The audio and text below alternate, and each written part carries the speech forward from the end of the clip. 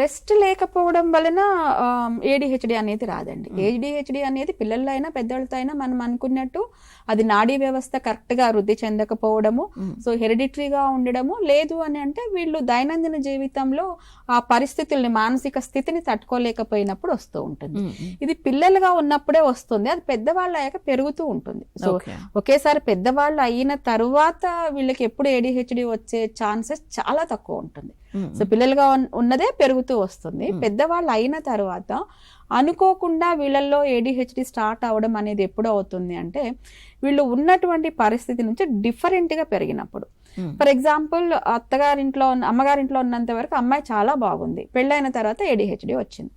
So అత్తగారు వాళ్ళ complaint ఏంటంటే మీ పిల్ల ఎప్పుడు దేని మీద అటెన్షన్ పెట్టదు, పాలు పెడుతుంది, పొంగిపోతుంటే అక్కడే నిలబడి ఉంటుంది, చూస్తూ ఉంటుంది, దృష్టి పెట్టట్లేదు, సో కూడా మాడిపోతున్నా సరే అక్కడ చూస్తూనే ఉంటది, గడితో తిప్పాలని కూడా తెలియదా, ఏం పెంచిండ్రు మీ పిల్లని అంటారు.